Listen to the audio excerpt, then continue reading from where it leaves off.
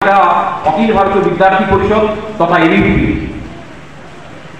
তাদের বর্ধমান জেলার পক্ষ থেকে আয়োজন করেছে প্রতি বছরের ন্যায়। আমাদের এই আয়োজন করার বেশ কিছু লক্ষ্য রয়েছে। তার আগে আমি এবিভি সম্পর্কে যারা করছে তাদের সম্পর্কে না বললেই নয়। আমি দু এক কথায় আর বিদ্যার্থী পরিষদ সম্পর্কে বলবো। অখিল ভারতীয় বিদ্যার্থী পরিষদ 1949 সালে 9 জুলাই আর প্রতিষ্ঠা হয়। আর সেই সময় থেকে বিদ্যার্থী পরিষদ ছাত্রছাত্রীদের মধ্যে কাজ শুরু করেছে।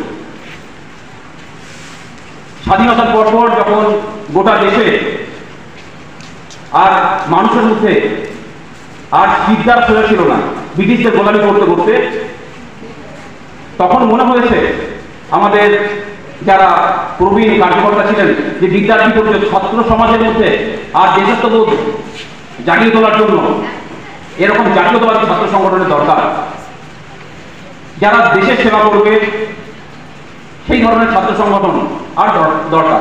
এই জন্য আমরা ছাত্র সমাজের মধ্যে কাজ করি। স্টুডেন্ট পাওয়ার যে ছাত্র শক্তি, রাষ্ট্র শক্তি। भारत माता की, भारत माता की।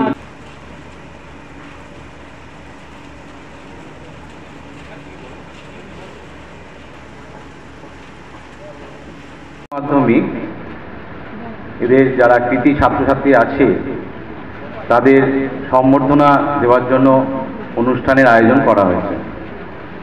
কিন্তু এত সুন্দর একটা অনুষ্ঠান যারা করেছেন, যারা আমার সঙ্গে বসেছিলেন বা যারা ব্যাকস্টেজে আছেন, তার মধ্যে অনুপম ভাই, অনিরুদ্ধ ভাই এবং রিঙ্কু পিয়াসী এবং আমার স্নেহের ছাত্রী স্নেহা বিশ্বাস, তমাল যারা আছে তাদের অশেষ ধন্যবাদ যে একটা এই অক্লান্ত পরিশ্রম করে। विद्यार्थी परिषद एबीवीपी विश्व के सबसे बड़े छात्र संगठन के मंच पे आप सभी बैठे हैं।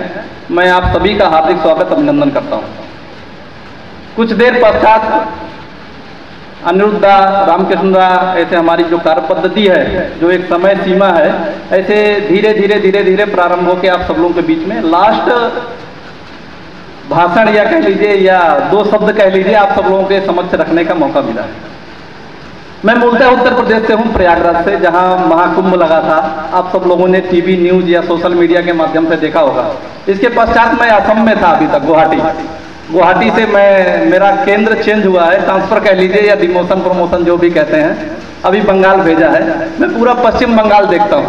अभी मैं कोलकाता से आ रहा था, इसीलिए थोड़ा सा लेट पहुंचा मैं। तो आप पश्चिम बंगाल के युवा, दशा और दिशा तय करने वाले आप सब युवा पीढ़ी हैं। हम सभी जिस क्षेत्र में पढ़ते हैं, पढ़ाई करते हैं, स्कूल, कॉलेज, यूनिवर्सिटी, जैसे जैसे आगे चलेंगे हमारी अवस्थाएं ऐसे ऐसे आगे बढ़ती जाएंगी। हम सब अलग अलग क्षेत्र में जाने वाले हैं।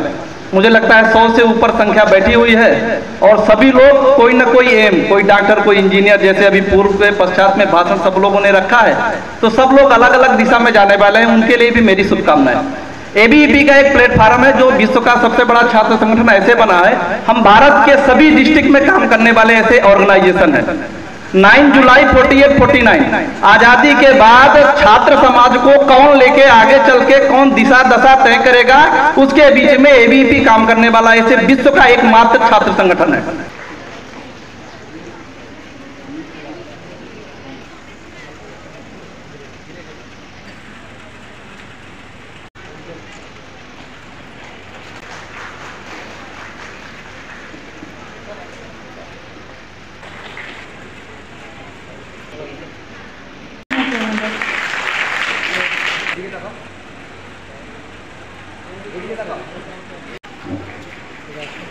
अर्जुमा मंडल के आगे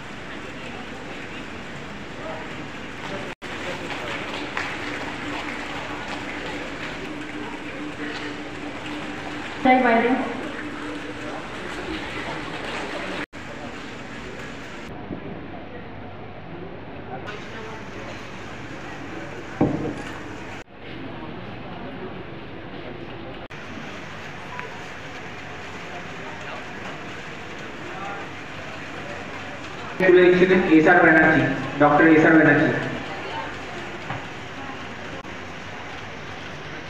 প্রতি বছরই পূর্ব বর্ধমানের যে স্কুলগুলো আছে সেই স্কুলগুলো মাধ্যমিকে উচ্চ মাধ্যমিক যারা কিছু ছাত্রছাত্রী আছে তাদেরকে আমরা সম্বর্ধনা দিয়ে দিই।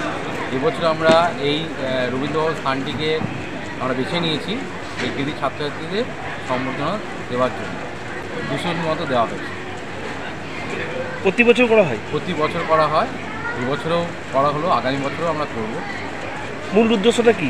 মূল উদ্দেশ্য হচ্ছে আজকে আমরা যা কৃতি ছাত্রছাত্রীদের সম্বর্ধনা দিলাম, মূল উদ্দেশ্য চরিত্র গঠন করা, যাতে সমাজের বা দেশের জন্য এরা কাজ করে।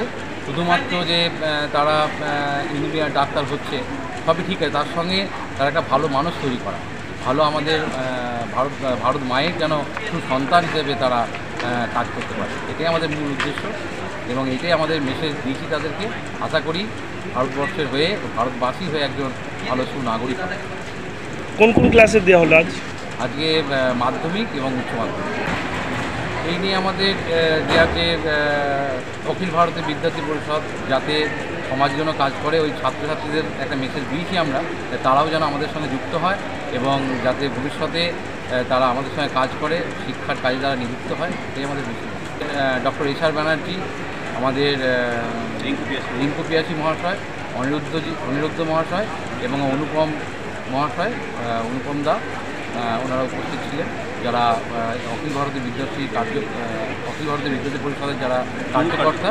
হ্যাঁ, সংগঠনের মূল লক্ষ্যটা কী আছে?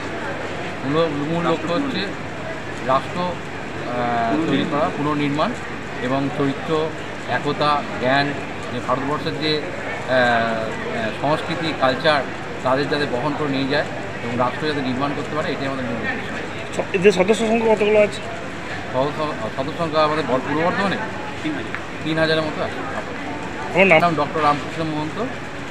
আমি একটা অখিল ভারতীয় বিদ্যার্থী পরিষদের আজকে যে অনুষ্ঠান তার পিছনে।